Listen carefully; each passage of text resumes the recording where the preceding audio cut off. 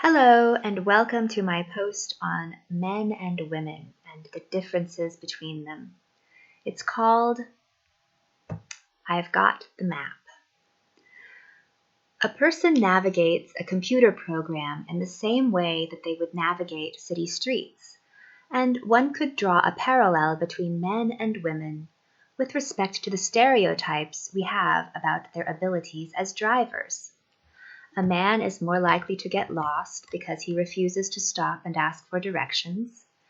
People generally think that women are worse drivers, but the statistics don't bear this out, since men pay more for car insurance.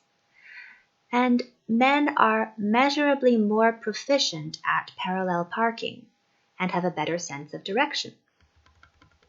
So, if you want to reduce the risk that someone turns, for example, a computer program into a mess and crashes your system, you should hire a woman.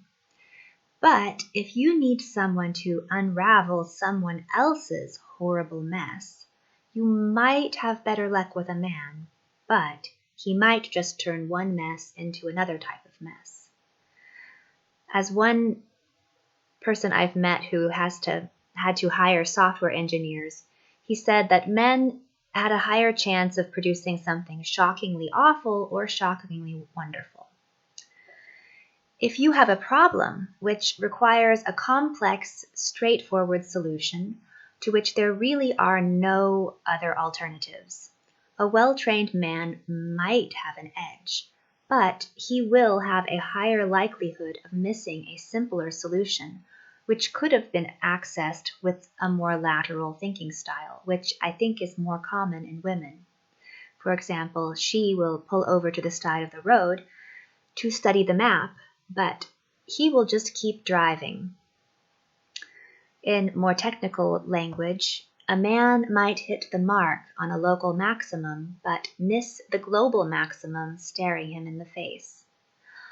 Optimal design comes by combining these skills. Nevertheless, using small differences in averages over populations is a really stupid way to make staffing decisions. Men's IQ curve is slightly broader than women's, but when you are talking about a field with an average IQ of 120, the numbers of men and women who fit that profile are, for all intents and purposes, equal. Of course, none of this matters when, at the high school level, girls are told by their teachers and by their parents, "It's okay, honey. You don't have to be good at that. Math is hard." While the boys are told, "Be good at math. It is manly." These are very powerful messages. Girls also receive powerful messages when they see that the problems which are used to determine initial classroom success favor those who only understand the math, but who have no intuition whatsoever. This filtering process selects for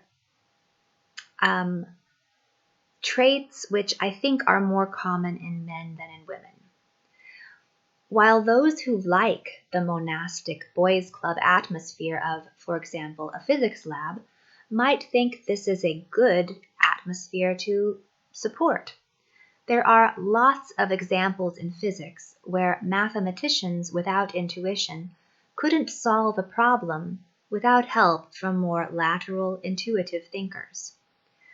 When a woman in physics has to turn herself into a man in order to be accepted, this forces her to give up her intuitive strengths.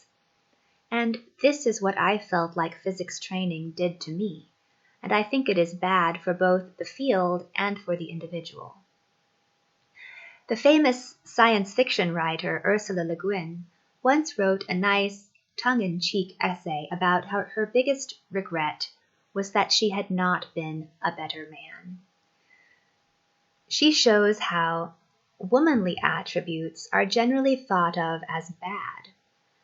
Weak, fleeting beauty, inconstant, while the manly attributes are all good, strong, handsome, stable. This leads a woman to develop a self-image which laments its lack of manliness, even though Ursula Le Guin had 5 children. She looks at women's fashion models and sees the hard, toned physique of a teenage boy. She looks at her own softness and feels like she falls short of the gold standard of humanity, manliness. It is really hard to go through your life and completely ignore these definitions of your gender. The lesson that is always in front of you is that if you want to become more valuable to anyone other than your children, you need to be more manly. As in Le Guin's novels, I hope that the future looks more androgynous, because it would make things easier for everyone, even men. Always having to be the ideal must be exhausting. In contrast, I can play stupid and act weak whenever I want to, and sometimes that is the smart thing for me to do. It can't be denied that men are better at certain specialized tasks than women are. Lifting heavy things, opening jars.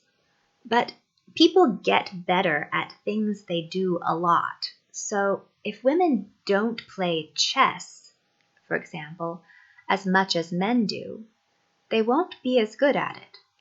And it has nothing to do with limited processing power. It has to do with lack of interest. But why do men play more chess than women do? There was someone at a recent holiday party playing one of those internet clicking games, and he was ignoring everyone in the room. He was contributing nothing to the group's entertainment while I was setting the table. When asked what he was doing and why he was doing it, he said, "It is an intelligence test." And I said, "Yes, and you are only deemed to be intelligent if you don't play it." He continued playing his internet game. He didn't care if a woman thinks he's intelligent. He only cared if other game players think he is intelligent. He had lost the awareness that his value is not determined on a chessboard. Men get drawn into chess and other similar games, like, for example, academic physics, because they enjoy repetitive activities that provide instant gratification, that reinforce their sense of hunting and killing, and provide a means to advertise their masculine skills to peers. In contrast, women are conditioned to prefer the activity of gathering and building. Some may even have an innate preference for these activities, but this is largely irrelevant when masculine skills make a woman appear less attractive. We all want to be attractive.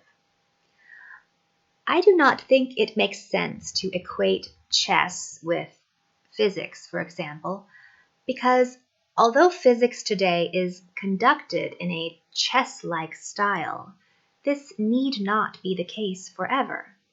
A more lateral, associative approach to physics quickly illuminates the fact that almost all of the puzzles of the past century have come about due to myopic, linear, chess-like thinking. There are linear, logic-based tasks like Sudoku, and there are associative reasoning tasks like comparative literature.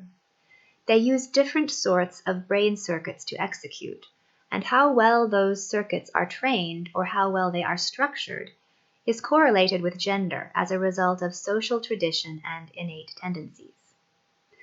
How you rate the superiority of an individual depends on how you structure the tests. With one test, women are superior, and with another test, men are superior. You wouldn't want an employee who could only play Sudoku, and you wouldn't want an employee who could only make unexpected associations between seemingly disparate concepts. You would want a balance, And within each gender, we find both balanced and unbalanced individuals. Sometimes the unbalanced individuals team up to make a more balanced whole. With respect to our relationship to the physical world, a man will be able to do more focused, strenuous physical labor, but a woman will be able to do a better job of keeping small people alive by distributing her focus and energy to multiple things in her environment. And people can make really stupid mistakes by over-focusing. That is why we can't say that men are superior because they are better on average at certain cognitive or physical skills which require hyperfocus. Some might view this as an expression of feminist hatred towards men, but this need not be the case.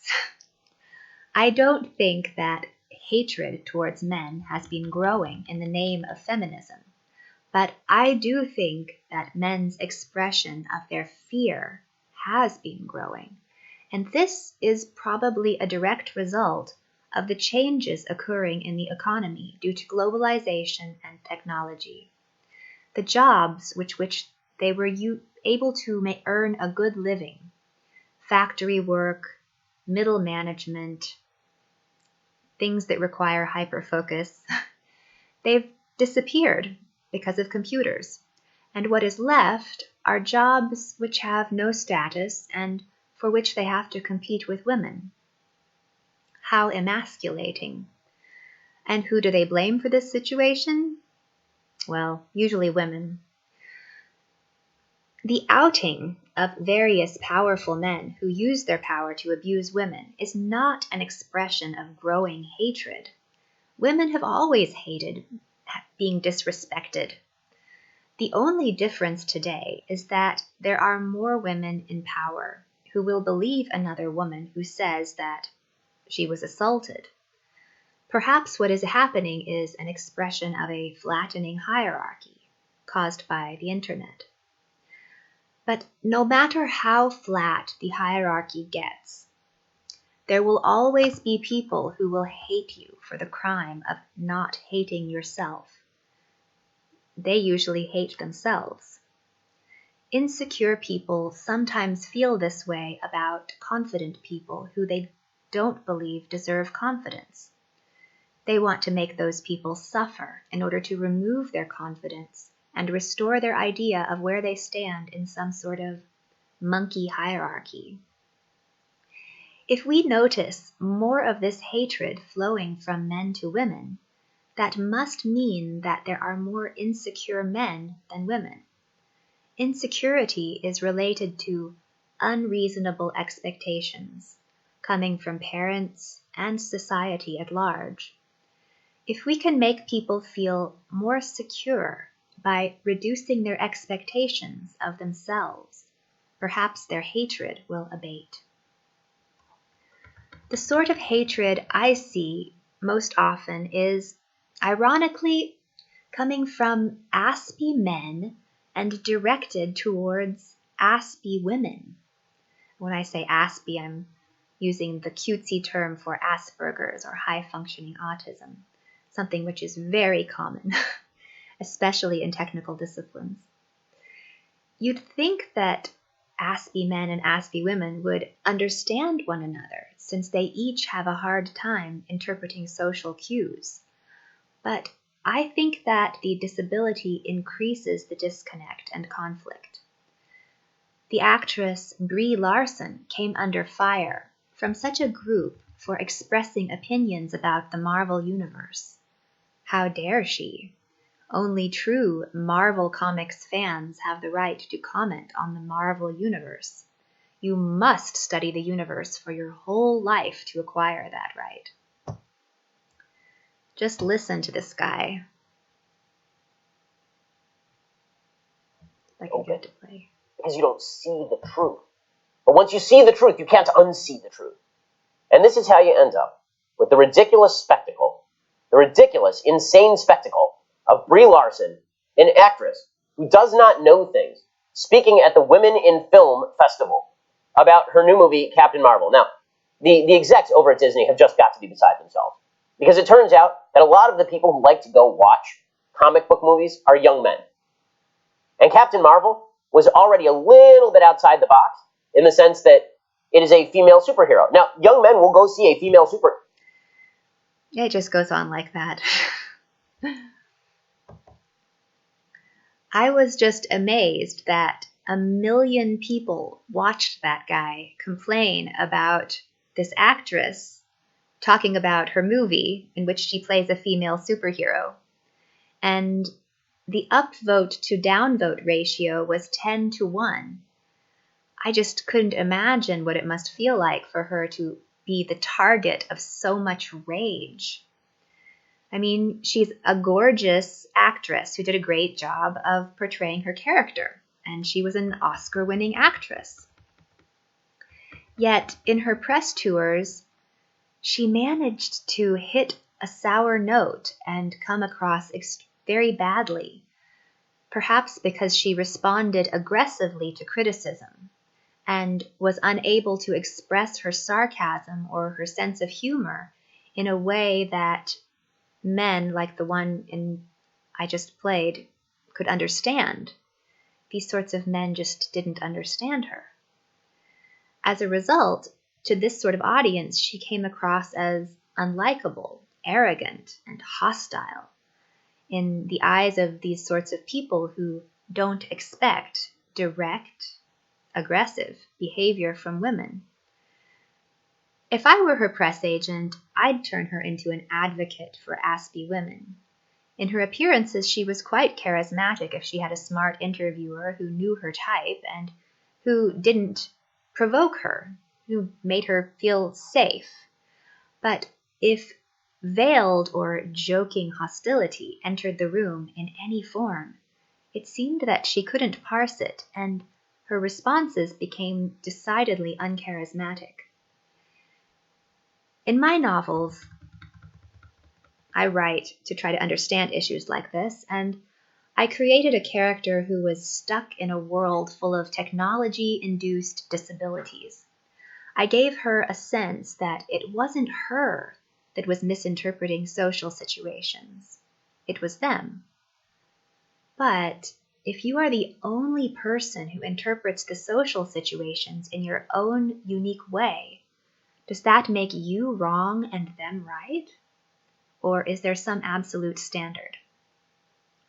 Is what qualifies as unlikable, arrogant, and hostile a matter of majority rule? My guess is that is what fanboy culture would like to achieve, majority rule. I seriously doubt that men want people like that guy on YouTube or histrionic fanboys as their spokespeople. But that doesn't change how loud and passionate a certain subset of fans, or fans perhaps with Asperger's, can be. When I see the airwaves flooded with this sort of mean-spirited noise, I don't know if that's what those fans were, if they had Asperger's or what, but just obsessive fans, let's say. When I see the airwaves flooded with this sort of mean-spirited noise, I want to find a refuge, a sort of ark for the mind. And when I look back at all the things I've read, I think Tolkien made the ark that helped minds survive the birth of nuclear power. It preserved our absolute sense of good and evil, and there was an anti-technology message. No unified field theory allowed. Compartmentalize and scatter the knowledge far and wide. People are not ready for that sort of power. Star Trek was the ark that helped minds survive the birth of the computer. It preserved our hope that technology would give our lives meaning, to boldly go where no man has gone before. Let's ignore the fact that this boldness caused us to poison ourselves with neurotoxic triclosan and overexposure to cheap thrills entertainment for years and years. Marvel Comics is the arc of today, yet what is it preserving? It tells us that there are real bad guys out there who need to be defeated, and heroes are required. Thanos and others provide anti-science storylines in which science is only good as long as it is not connected to power. But the overall message is billionaire heroes, government-created heroes are fighting for you. These are all very masculine arcs, yet the arcs women use to transmit their narrative into the future, Jane Austen, Anne of Green Gables, Little Women, George Eliot's books, they rarely break into the mainstream and cross over into a genderless audience. What would you put into your mental arc to transmit a narrative to the future? What would you preserve? What would be the holy grail of your world? My novels don't have a fight the bad guy message. The protagonist submits and escapes. She doesn't chase the bad guy. She only tries to rescue the things she loves. Eventually, the bad guy calms down and stops causing so much destruction. His destructive impulses were driven by loveless, unsatisfied curiosity. The good in my world is the opposite of to boldly go where no man has gone before. In my story, eating from the tree of knowledge either caused a person to kill himself or it made him evil because he hated what he saw in the mirror.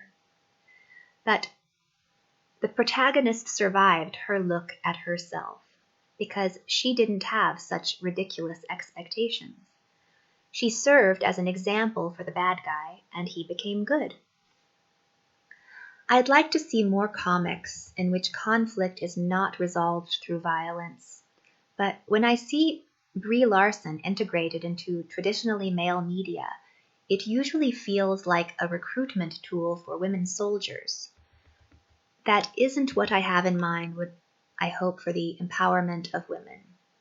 I hope to see women given credit for the work they do in reading maps and helping more focused individuals navigate. I'd like to see people acknowledge that because a guy might be a bit better at parallel parking, he might be a danger to others on the highway. And I'd like to see everybody relax a bit and not expect so much from themselves. You don't have to be everything to everyone. Women don't have to be men, and men don't have to be supermen. This was compiled with some material I first posted on Quora, and I'm not entirely happy with it because it loses something when written in long form. It's kind of irritating to read because I've painstakingly explained things that are painfully obvious to most people, and having written something obvious is a bit embarrassing. I very much prefer how I was able to address these issues through humor in my novels. There are things which can be said much better and much more succinctly and powerfully through fiction. However, getting non-fiction readers to pick up a work of fiction is proving a bit harder than I anticipated. I'm going to keep trying, so I hope you tune in for more videos. I will be switching to some more science content, and I will be reading some of the fiction I've written. Until next time.